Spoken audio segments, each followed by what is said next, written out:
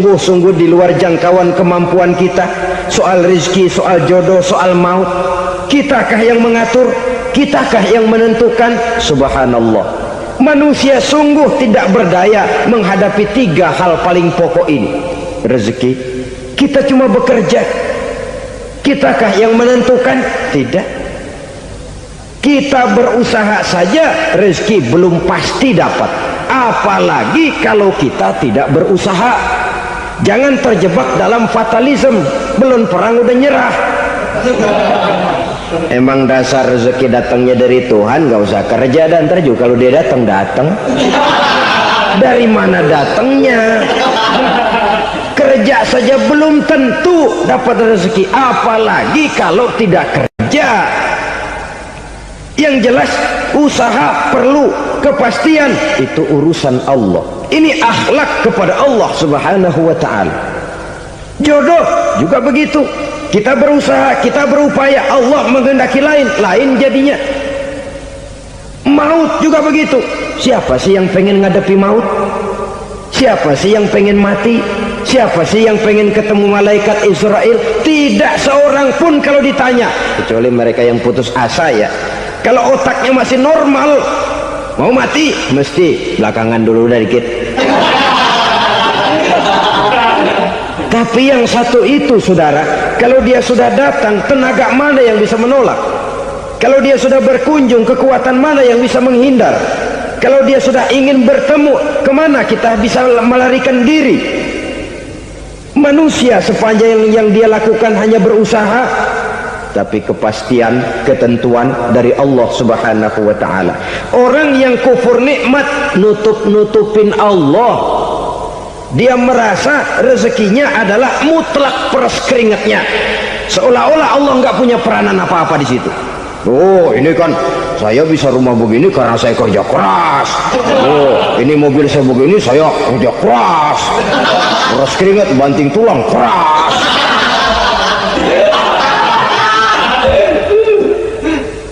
Saudara-saudara kaum muslimin rahimakumullah, jadi menutup-nutupi Allah. Akibatnya nanti kalau dia berhasil, Allah ketutupan. Kalau dia gagal, orang lain dicaci maki, dicari kambing hitam. Kambing hitam kan mahal, karena orang sering cari-cari kambing hitam. Jarang orang mau jujur kalau bertemu kesulitan lalu mencari sebab pada dirinya sendiri. Yang paling enak ya nyalain orang. Lo begitu. Orang lain yang paling enak kita salahin. Au ya'malu fi mukhalafatil mun'im, atau dia melakukan sesuatu yang tidak sesuai dengan kehendak yang memberikannya nikmat. Diberikan kita tangan, mulut sih nggak berhenti, terima kasih Tuhan, alhamdulillah saya dikasih tangan. Cuma nih tangan enteng mak nabokin orang mulu. Itu sudah mukhalafatul mun'im, bertentangan dengan kehendak yang memberikan nikmat. Diberikan harta, mulutnya mah basah, terima kasih Tuhan, alhamdulillah dikasih harta, tapi pelitnya minta ampun, kikir koret medit. Ini juga termasuk kufur nikmat, mempergunakan suatu nikmat bertentangan dengan kehendak daripada yang memberikan nikmat itu sendiri. Saudara-saudara kaum muslimin rahimakumullah, oleh karenanya kufur iman memang lebih bahaya daripada kufur nikmat. Tapi jangan lupa, kufur nikmat bisa menyeret orang kepada kufur iman. Nah kalau Allah udah dialingin, Tuhan sudah dinomor duain, lama-lama kenapa dia tidak mendewakan dirinya sendiri, mendewakan pangkatnya, mendewa-dewakan otaknya, mendewa-dewakan kemampuannya? Pada awalnya dia memang cuma kufur nikmat, tapi lambat laun kalau ini tidak diobati secara pasti orang akan mengarah kepada kufur iman. Bisa berbentuk syirik, bisa berbentuk nifak, bisa berbentuk riddah. Saudara-saudara, oleh karena itu menjaga akhlak kepada Allah mutlak penting. Sebab apa? Kita tidak berakhlak kepada manusia saja, kita dikucilkan dari pergaulan. Kalau kita tidak berakhlak kepada Allah, dikucilkan oleh Allah. Hadis qudsi menyatakan, man lam yashkur ala na'mai wa lam yasbir ala balai falyakhruj min tahtis samai falyatlub rabban siwaya. Kata Allah, siapa orang yang tidak mau bersyukur terhadap nikmat yang aku berikan kepadanya dan tidak mau sabar terhadap ujian yang aku berikan kepadanya, falyakhruj min tahtis samai, persilakan saja keluar dari kolong langitku, waliyatlub rabban siwaya, tolong cari Tuhan lain selain daripada aku. Murka Allah, diusir, cuman gak kedengeran aja. Siapa yang tidak mau syukur terhadap nikmatku, siapa yang tidak mau sabar terhadap ujian yang aku berikan kepadanya, persilakan keluar dari kolong langitku ini, cari Tuhan lain selain aku. Nah, langit Tuhan yang punya, Tuhan kita lawan, diusir dari kolong langit, mau pindah ke kolong mana?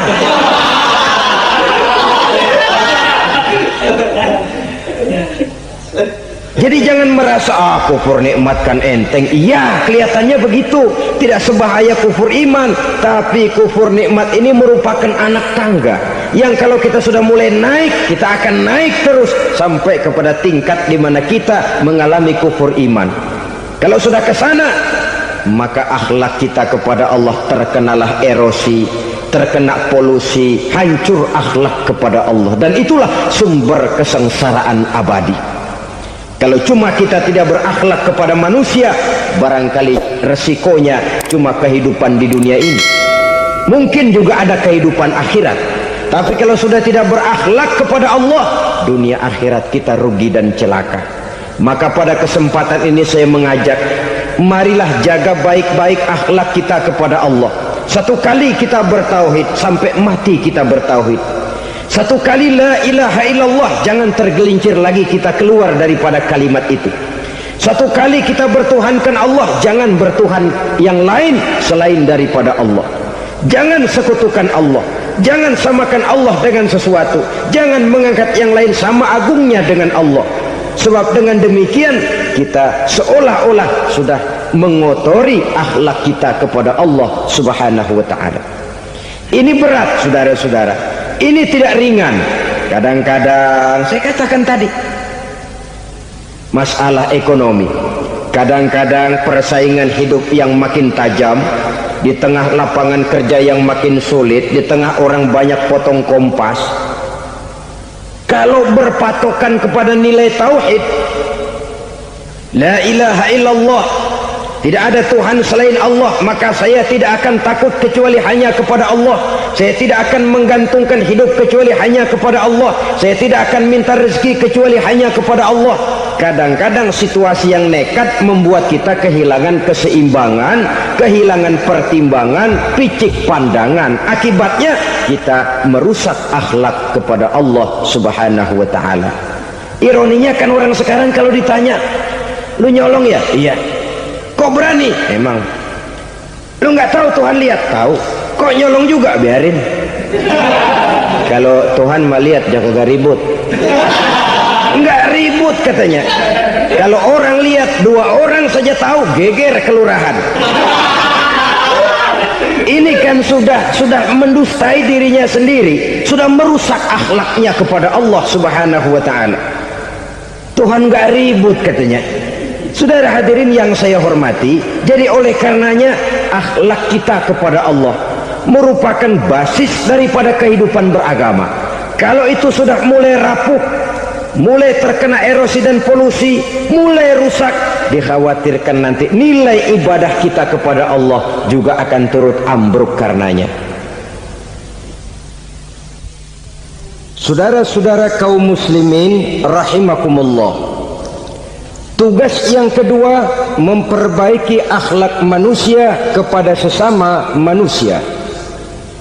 Kita tahu Islam sesuai dengan namanya adalah agama damai. Maka akhlak manusia kepada sesama manusia menempati porsi yang penting dalam kehidupan beragama. Bagaimana seorang muslim bergaul, bertata krama terhadap sesama manusia. Mari kita lihat lebih jauh persoalannya. Untuk memudahkan pembicaraan dari kacamata agama, kita kelompokkan saja manusia itu dalam 2. Pertama yang seiman, dan yang kedua yang tidak seiman. Yang tidak seiman itu kita sebut saja kufur atau kafir.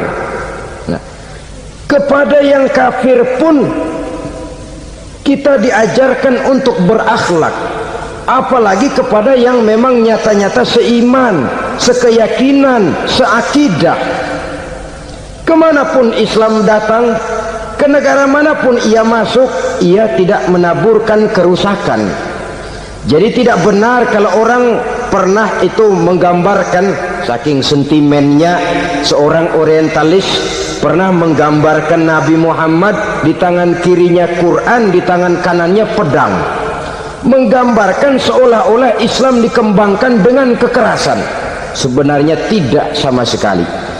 Kalaupun dalam sejarah perkembangan Islam pernah terjadi perang, maka perang dalam Islam sesungguhnya apabila kita amati sejarahnya bukan untuk memaksakan agama, karena memang agama tidak bisa dipaksakan, tetapi justru untuk mempertahankan agama dari segala macam hambatan, rintangan, hinaan dan fitnahan.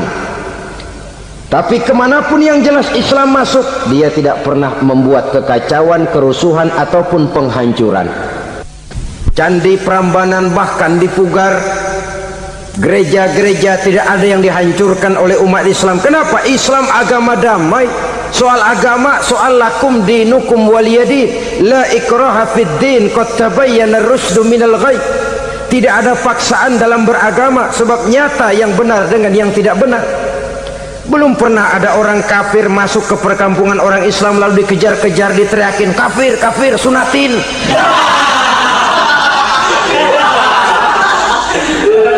Belum pernah. Kenapa? Islam menghormati orang lain agama. Nah, yang kafir ini macam-macam, saudara. Ada kafir harbi. Nah, ini kafir kerok. Ini kafir yang nyata-nyata memproklamirkan permusuhan kepada umat Islam, nyata-nyata mengganggu ketenangan umat Islam. Kafir yang seperti ini yang boleh diperangi. Misalnya kita mau sembahyang Jumat dijagain, nggak boleh sembahyang Jumat, getok palanya. Kafir harbi artinya tantangan perang datang dari mereka, bukan kita yang mulai, mereka yang buka front. Prinsipnya umat Islam tidak boleh mencari-cari musuh, tapi pun tidak boleh lari kalau ketemu musuh. Musuh jangan dicari, ketemu jangan lari. Karena itu kesan seolah-olah umat Islam ini teroris, umat Islam ini destroyer, umat Islam ini sering menimbulkan keonaran, kerusakan. Sungguh satu fitnahan yang sangat keji. Umat Islam adalah umat yang cinta damai. Islam di masa perkembangannya masuki Eropa melalui Selat Gibraltar, Jabal Tariq, memasuki Spanyol. Islam tidak pernah meruntuhkan gereja, Islam tidak pernah membunuh orang-orang Nasrani. Bahkan Islam mewariskan peradaban dan kebudayaan yang begitu tinggi nilainya di bidang ilmu pengetahuan, sampai ketika itu Barat banyak mengkaji ilmu pengetahuan dari dunia Islam. Buku-buku berbahasa Arab diterjemahkan ke bahasa Yunani, dipelajari oleh para cendekiawan di negeri Barat sana. Mereka mengambil manfaat yang banyak dari masuknya Islam ke Eropa. Sementara gereja tetap berdiri dengan megahnya, kuil-kuil tempat peribadatan tidak satupun yang diusik-usik. Kenapa? Islam agama yang cinta damai. Asal dia tidak diganggu, asal kehormatannya tidak dihinakan. Jadi kafir harbi, kafir yang nyata-nyata nantang perang, ngajak berkelahi, itu kafir yang nyari penyakit. Kafir harbi ini boleh diperangi dengan catatan mereka yang memang mulai. Yang kedua kafir zimmi. Kafir zimmi, kafir yang hidup di tengah mayoritas muslim, tapi mereka mau hidup dengan aman, damai, tenang. Mereka wajib dilindungi. Bahkan Nabi pernah memberikan satu jaminan, man azazimiyan faqad azani. siapa yang mengganggu orang kafir zimmi sama saja dengan mengganggu saya. Kehormatannya dijaga, harta bendanya dilindungi, anak istrinya pun dilindungi. Dan ini jadi kenyataan. Saudara bisa lihat di negara-negara yang mayoritas penduduknya beragama Islam, orang-orang kafir di luar Islam hidup dengan tenang, aman, damai. Di Saudi Arabia, di luar tanah haram, di luar Mekah dan Madinah, banyak orang-orang kafir mencari nafkah. Mereka tenang, aman, dilindungi undang-undang. Begitu di Mesir, begitu di negara Indonesia yang berdasarkan Pancasila ini. Kehidupan beragama menimbulkan gairah, rukun, tenang, aman, damai, sepanjang tidak saling ganggu, tidak saling usik, menghargai orang yang sudah beragama, tidak menjadikan penganut suatu agama sebagai sasaran dari dakwah agama lainnya. Saudara-saudara kaum muslimin rahimakumullah. Jadi memang oleh Al-Quran kita dianjurkan asyidda 'alal kuffar ruhama bainahum, tegas kepada orang kafir, kasih sayang kepada sesama muslim. Tapi tegas bukanlah berarti marah-marahan, bukan berarti musuh-musuhan, bukan ngajaki perang. Tegas dalam arti punya garis tentang kehidupan beragama, lakum dinukum waliyadin. Soal kehidupan sosial, mari kerjasama. Bangun jalan, ayo rame-rame. Siskamling, mari bebarengan. Bikin puskesmas, mari sama-sama. Tapi kalau sudah soal agama, itu tidak perlu ada toleransi agama. Yang perlu toleransi antar umat beragama. Kalau umatnya mau kerjasama silakan, tapi tidak menyangkut soal ibadah. Jangan kerjasama di bidang ibadah. Itu kerjasama yang salah pasang, saudara-saudara. Sehingga dengan demikian toleransi adalah menyangkut kehidupan antar umat beragama. Sedangkan agama sendiri punya kapling yang nyata. Sehingga dengan demikian tegas kepada orang kafir dalam arti kita punya satu kepribadian, tidak ngambang. Enggak, lalu kalau ditanya orang, sebenarnya agama lu apa sih? Ah, gua mah gimana musimnya aja. Agama pakai musim kayak rambutan. Akhirnya ya begitu, musim-musiman. Ke masjid kelihatan, ke gereja hayo, ke candi nongol, ke apa? Bingung malaikat bagaimana nyatetnya nih bocah ini. Di mana aja ada. Kita punya satu kepribadian. Saya muslim dan garis saya ini, lakum dinukum waliyadin. Bagi Tuhan persilakan agama Tuhan, bagi kami agama kami. Kami hormati Tuhan, Tuhan hormat kepada kami. Tapi soal agama kaplingnya jelas. Kerjasama, mari urusan muamalah, bidang sosial. Yuk kita siskamling sama-sama dengan orang lain agama. Mari jaga kerukunan, kesatuan, persatuan, kekompakan. Perbaiki jalan yang rusak, mari sama-sama. Mendandani jembatan yang runtuh, mari sama-sama. Tapi sembahyang kaplingnya lain-lain. Sebab Nabi juga dulu pernah ditawarkan begitu loh sama kafir jahiliyah dulu, Quraisy itu. Sudah Muhammad, sekarang begini saja, kita join aja daripada marah-marahan. Hari ini saya oke menyembah Tuhanmu Allah, besok gantian kamu menyembah Tuhan kita Latta, Uzza, Manat dan Hubal. Turun, qul ya ayyuhal kafirun la a'budu ma ta'budun. Soal ibadah kaplingnya jelas, tidak boleh dicampur adukkan. Sebab kalau tidak, kita akan mulai kehilangan identitas diri. Dan disitulah krisis kehidupan keyakinan beragama dimulai, dari krisis identitas. Hujan gede kan mulainya gerimis dulu. Di mana-mana ya gerimis dulu. Gerimis makin lama makin gede. Kita akan mulai dengan kehilangan identitas diri. Dari sana nanti kita malu mengakui keislaman kita. Kalau orang Islam malu mengakui keislamannya, ini kan ironi, menyedihkan. Ngakui Islamnya saja malu, menonjolkan keislamannya malu, tidak ada rasa bangga beragama. Padahal ini modal dasar. Hanyalah dengan rasa bangga beragama kita lalu konsekuen. Bangga yang tidak konsekuen, wah pokoknya kan gua kan Islam, agama yang paling benar. tapi hidupnya sendiri jauh dari tuntunan Islam. Itu bangga yang tidak beralasan, bangga yang tidak perlu dibanggakan sebenarnya. Kebanggaan yang membuat kita konsekuen dan dekat dengan kehidupan beragama.